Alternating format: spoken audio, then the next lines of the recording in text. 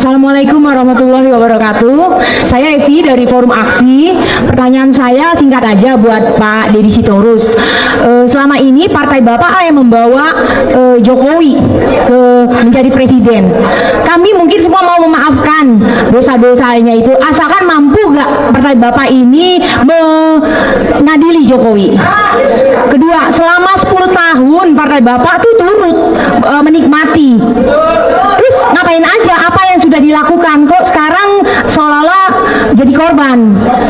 Kami peduli dan akan memaafkan semua itu, asalkan mampu gak Gibran dimasukkan, Jokowi diadili. Itu aja yang kami harapkan.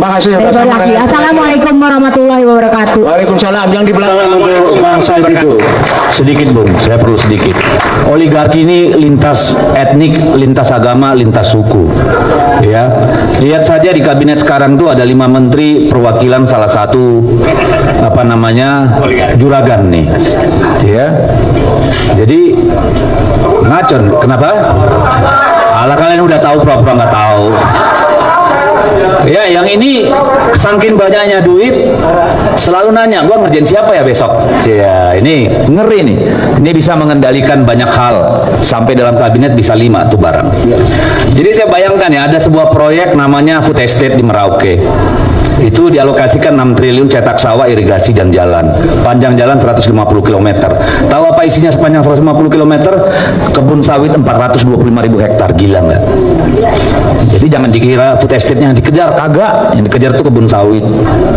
Ya, PSN di di PIK, Masya Allah, dari mana tuh urusan di PSN? Yang di Serpeng, gimana ceritanya bisa jadi PSN? Ya banyak hal lah. Ya, jadi ini bahaya. Ya, jadi nggak ada urusannya sama etnik, karena kaki tangan oligarki pun orang kita, Pak. Ya. Tadi Bapak udah sebut nama, masih banyak kawan-kawan itu di sana. Makasih. Ya, yang menarik. Oke Bu, yang pertama, tolong singkat dan padat sebutkan nama. Assalamualaikum warahmatullahi wabarakatuh. Kalau singkat dan padat saya nggak mau karena banyak yang mau saya omongin. Insya Allah tidak mengambil hak orang lain. Maksimal 2 menit ya. Oke. Baiklah, saya langsung saja, saya coba cepat-cepat ya.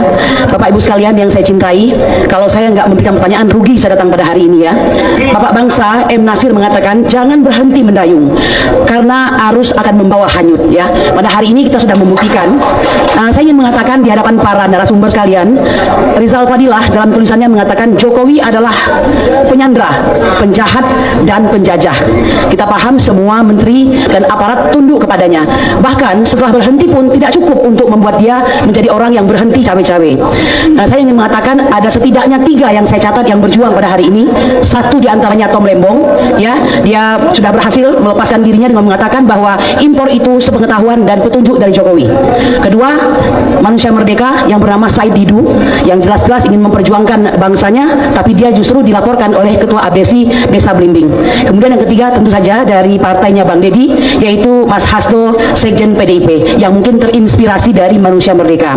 Sebelumnya saya ingin mengatakan, saya sebenarnya marah banget sama Bang Deddy Sitorus itu. Cuma alhamdulillah ya, ada perubahan, jadi saya lihatnya agak ganteng dikit begitu. Nah, cuma saya ingin menyampaikan begini Bang Deddy, untuk bisa melebur sebagai bangsa, bagi kami siapapun musuh Mulyono itu, siapapun juga yang memusuhi Mulyono adalah kawan kami ya. Kalau PDIP sudah masuk dalam perjuangan, tanda barang itu akan segera kelar begitu ya. Itu harapan kami. Cuma mohon maaf, saya harus jujur ya, karena kita ini orang-orang yang insya Allah baik ya, karena ini cuma jalannya untuk melebur itu. Ada perbedaan katakanlah prinsip di antara kita, tapi hari ini siapa sangka kita bersatu. Saya ingin mengatakan begini ya, kepada ibunda kami yang tercinta Ibu Megawati, masalah ini sebenarnya nggak sulit-sulit amat, itu gampang. Bagaimana caranya? Ada kejujuran dari pihak Megawati yang dalam hal ini PDIP untuk menyatakan secara nyata bahwa Joko Widodo adalah penjajah, penyandera dan penjahat, bahwa PDIP terus terang saja menyesal telah 2 periode menjadi kuda tunggangannya. Betul, mereka ya, saya kira begitu, itu harus ada, karena kalau tidak ada nggak bisa. Sedangkan selama ini yang kami lihat ya, mohon maaf, masih omon-omon nih Bu ya, posisinya itu ya, sabar ya, jadi masih omon-omon. Kalau kita bicara agak serius, masih di tataran ini aja nih, jadi jangan begitu. Seperti kata Pak Nasir lagi, bahwa jangan mengira kita sudah berada di tepi pantai, justru kita ini masih di tengah arus ya. Sedikit lagi Pak, namanya siapa Bu? Kurnia Pak. Kurnia. Satu lagi Pak, Bang Deddy, kami sudah memulai ya. Kami tidak suka dengan pemberian negara kepada Jokowi yang hampir 100 miliar dengan tidak dibantu oleh siapapun. Dengan biaya sendiri, kami bersama Aliansi Rakyat Menggugat, Aliansi Solo Bergerak, Aliansi Mama Lintas Provinsi hadir di Colo Madu. Mungkin Anda sudah mengetahui ya. Ini bukan gagah-gagahan, bukan gagah-gagahan. Kami meninggalkan dapur kami apa boleh buat berhadapan dengan para aparat yang ternyata sudah siap sedia di gudang kosong di depan Colo Madu. Ya, sudah kami buktikan. Jadi apa yang kami sampaikan ini keresahan hati kami. Menurut kami bisa diatasi asal PDIP jujur maju paling depan untuk menyatakan Jokowi adalah orang yang sudah. Nah, berani apa enggak? Saya kira gitu aja ya, Pak. Tambahan, Pak. Ibu Pivitri, sebentar. Untuk Ibu Pivitri, kemudian Bang Ferry Hamsari, ini adalah orang-orang yang menjadi apa namanya di muka hari ini karena mereka bicara hukum. Satu-satunya untuk mengadili Jokowi hanya lewat jalur hukum. Jokowi yang sudah kami lakukan adalah mengenai pemalsuan dokumen, kemudian pemalsuan informasi dalam akta autentik pasal 263 dan 266. Lalu bagaimana dengan si Fufafa ini, si anak tengil ini? Banyak, Pak, penodaan agama, kemudian pornografi, ya, dan yang ketiga perbuatan tidak menyenangkan dan sebagainya. Banyak pintu masuknya. Kami menunggu Bang Ferry Hamsari, Ibu Bivitri Sulanti, Bang Refli Harun ada nggak ya? Bang Refli Harun, semuanya. Kalau kita bersatu, oh ya satu lagi yang paling keren nih Bang Abraham Samad, ya. Mohon kalau perlu Pak jumpai dong Pak Jokowi, Pak Prabowo, tolong disampaikan, disadarkan supaya nggak kena sirap gitu. Demikian. Oke, halo teman-teman, selamat datang kembali dan salam sejahtera bagi kita semua. Teman-teman, baru saja kita menyaksikan sebuah rekaman video yang benar-benar luar biasa, sangat mengejutkan dan bisa dibilang ini adalah salah satu momen paling panas dan paling menegangkan yang pernah terjadi dalam dunia politik kita belakangan ini. Teman-teman, bayangkan saja suasana yang tadinya mungkin terlihat biasa saja, tiba-tiba berubah menjadi sangat tegang dan penuh dengan ketegangan yang luar biasa. Di dalam video ini kita bisa melihat dan mendengar sendiri bagaimana suasana berubah total dalam sekejap mata. Teman-teman, ada satu momen yang sangat mencolok dan sangat mengejutkan di dalam video tersebut, di mana terdengar suara yang sangat keras, begitu tegas, dan penuh dengan penekanan yang sangat kuat. Seolah-olah seseorang sedang berteriak kencang di telinga Jokowi sendiri. Iya, teman-teman, suara itu begitu nyaring, begitu berwibawa, dan seolah-olah tidak mau tahu lagi dengan segala hal yang lain. Dan siapa lagi kalau bukan Puan Maharani, Ketua DPR RI, dan juga putri dari Ketua Umum PDIP, Megawati Soekarno Putri ini terlihat dan terdengar sangat tegas, sangat berani, dan seolah-olah sudah tidak ada jalan lain lagi untuk berbicara dengan cara yang halus. Teman-teman, di dalam video itu, Puan Maharani menyampaikan pesan yang sangat keras dan sangat jelas. Beliau seolah-olah sedang memberikan peringatan yang sangat serius, atau bahkan mungkin memberikan ultimatum langsung kepada Jokowi yang ada di hadapannya saat itu. Dan apa yang menjadi inti dari semua kemarahan dan ketegasan Puan Maharani? Ternyata semuanya berpusat pada satu hal yang besar, yang sedang menjadi pembicaraan hangat di mana-mana, yaitu soal nasib dari Wakil Presiden Gibran Raka Buming Raka. Teman-teman, di dalam video ini terungkap dengan sangat jelas bahwa pihak PDIP di bawah kepemimpinan Puan Maharani dikabarkan sudah siap dan berani untuk melakukan pemakzulan terhadap Gibran. Teman-teman, ini berita yang sangat besar. Ini bukan main-main. Pemakzulan atau impeachment terhadap seorang wakil presiden adalah langkah yang sangat berat, sangat serius, dan hanya dilakukan jika ada alasan yang sangat kuat dan mendasar sesuai dengan konstitusi negara kita. Tapi lihatlah bagaimana sikap Puan Maharani di dalam video ini.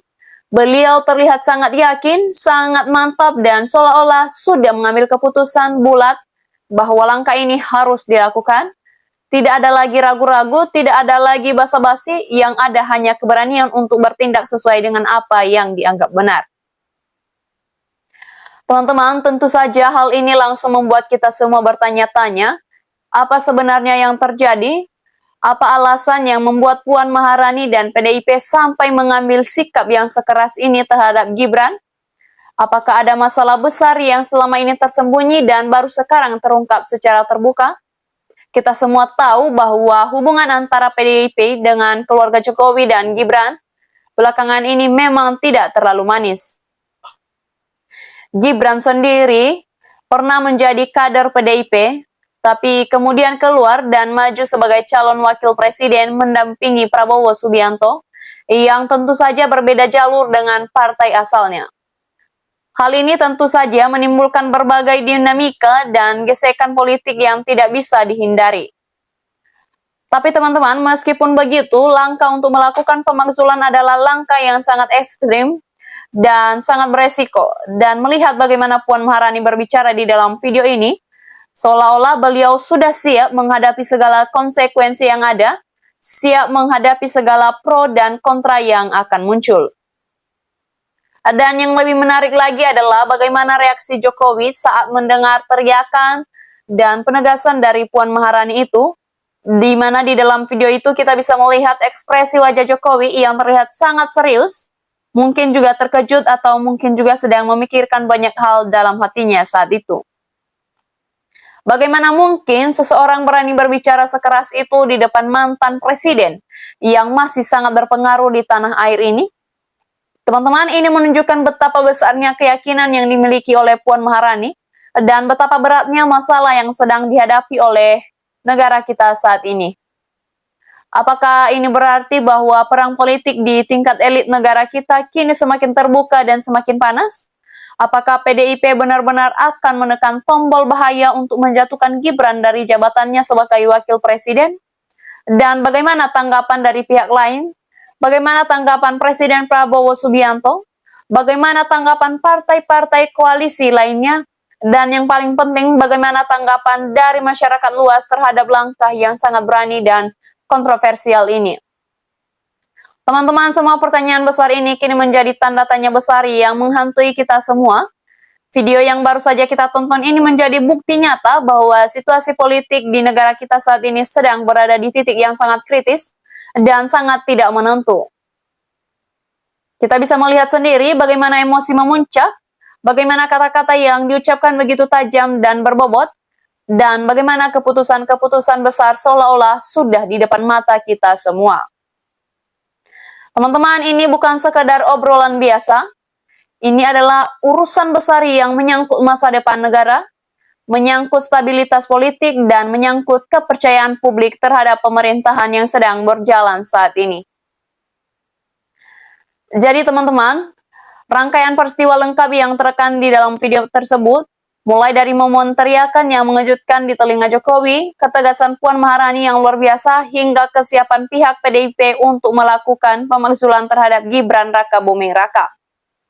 Semua ini membuat kita semakin penasaran bagaimana kelanjutannya nanti, apakah ini benar-benar akan dilaksanakan atau masih ada negosiasi-negosiasi di balik layar yang akan mengubah segalanya.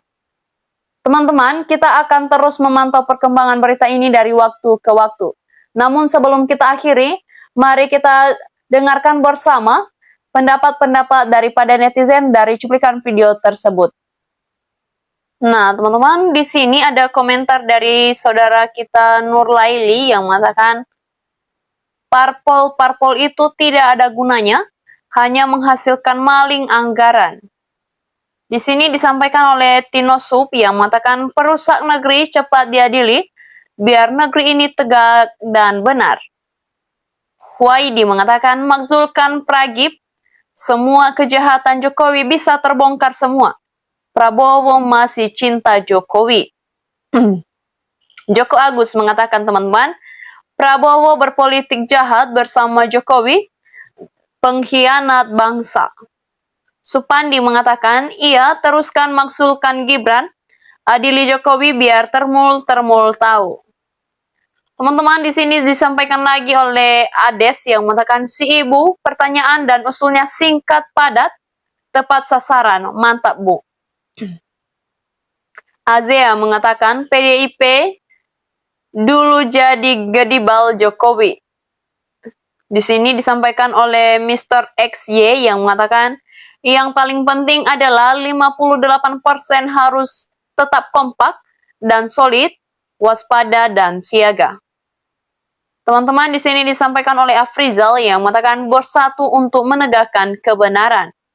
Zera mengatakan segera makzulkan Gibran, wapres ilegal dan adilisi ijazah palsu.